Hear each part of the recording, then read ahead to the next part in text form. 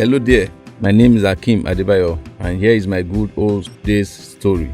Once upon a time, this barrack boy had the rare privilege of attending military schools both at the primary and secondary school levels, where paramilitary activities were combined with quality education at next to no cost.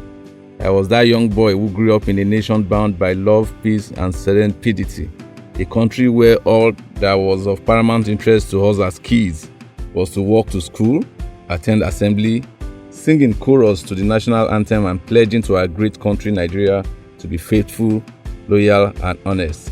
Growing up in the midst of people of different tribes, religion, and educational background, we had a thing in common. We were all bonded by the calmness, yet disciplined military atmosphere.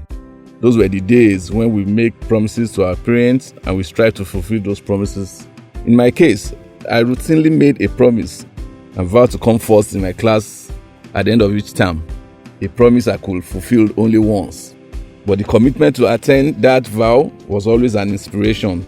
Mere thought of calling my name and inviting me out for presentation of gifts before my classmates during prize giving day was a continuous driving force for me to always want to be at my best.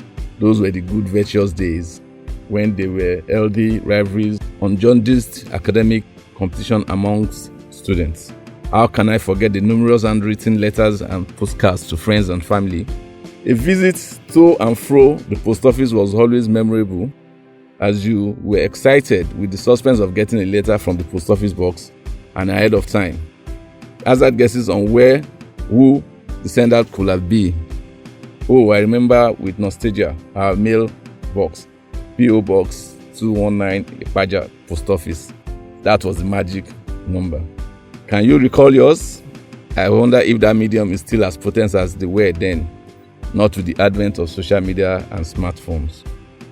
I equally recall those days when the sound of my dad's Peugeot 504 saloon car was a timely warning for comportment, a time to be well behaved and show your homeworks one after the other.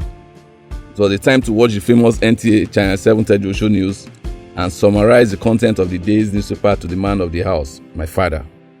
God help you if the content of those newspapers were not fully digested and accurately summarized. Those were the days when we were taught to be abreast of events in our dear country.